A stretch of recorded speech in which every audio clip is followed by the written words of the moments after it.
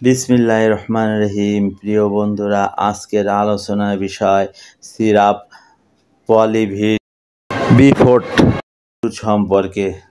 Syrup পলিভিট বি4 একটি vitamin জাতীয় ওষুধ যা সব শ্রেণীর মানুষের বহুল পরিচিত ওষুধ।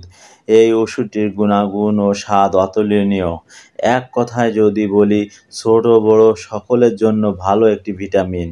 ওষুধটির জেনেটিক নাম ভিটামিন বি কমপ্লেক্স, আর প্রস্তুতকারক কোম্পানি অ্যালবেন ফার্মাসিউটিক্যালস লিমিটেড। আজ আমি এই ওষুধের কার্যকারিতা, সেবনবিধি, পার্শ্ব প্রতিক্রিয়া ও সতর্কতা সম্পর্কে বিস্তারিত আলোচনা করব। কার্যকারিতা কার্যকারিতা মানে এই ওষুধের কাজ কি, কোন কোন রোগে কাজ করে, এটাই বোঝায়। তো কার্যকারিতা হলো এক বা একাধিক উপাদানের অভাবজনিত রোগ বা লক্ষণ প্রতিরোধ বা নিরাময়ের ব্যবহার করা হয়। অ্যান্টিবায়োটিক বা যক্ষ্মা রোগের ওষুধের সঙ্গে আনুষঙ্গিক হিসেবে ব্যবহার হয়। সাধারণ দুর্বল, গালে ঘা, খাওয়ার রুচি কম, হজম শক্তি বৃদ্ধি করে, ত্বকের উজ্জ্বলতা বৃদ্ধি করে, স্মৃতিশক্তি বৃদ্ধি করে ইত্যাদি সমস্যায় কার্যকর ওষুধ। প্রিয় বন্ধুরা, ভিডিও সম্পূর্ণ দেখুন। ভালো লাগলে লাইক, সাবস্ক্রাইব ও ফলো করতে ভুলবেন না। ওষুধ সম্পর্কে কোনো কিছু জানতে কমেন্ট করুন। সেবনবিধি মানে এই ওষুধ কীভাবে খেতে হবে, কোন বয়সে কতটুকু খেতে হবে, এটাই বোঝায়। তো সেবনবিধি হলো শিশুদের ক্ষেত্রে 1 বা 2 চামচ দিনে 2 থেকে 3 বার খাওয়ার পর সেবন করতে হবে।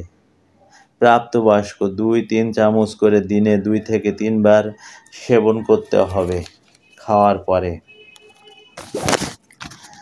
অথবা একজন চিকিৎসকের পরামর্শ অনুযায়ী সেবন করতে হবে। পার্শ্ব প্রতিক্রিয়া মানে এই ওষুধ খেলে কী কী সমস্যা হতে পারে। সমস্যা হবে এমন কোনো কথা নয়, তবে কিছু কিছু লোকের ক্ষেত্রে সমস্যা দেখা দিতে পারে।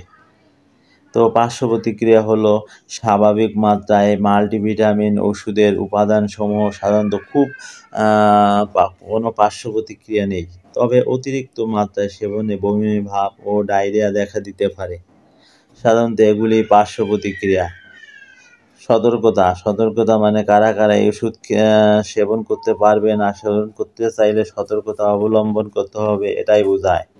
তো সতর্কতা হলো, যে সকল রোগী ভিটামিন বি কমপ্লেক্স এর কোনো উপাদানের প্রতি অতি সংবেদনশীল আছে তাদের ক্ষেত্রে ব্যবহার করা যাবে না।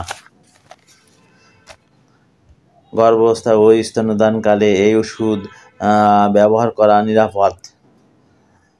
এই ওষুধ ক্রয় করার আগে অবশ্যই ডেট দেখে ক্রয় করবেন।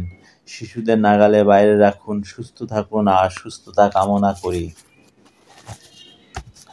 যারা ঈমান আনে ও নেক আমল করে তারাই জান্নাতবাসী, তারা সেখানে চিরস্থায়ী হবে। সূরা আল বাকারা আয়াত 82।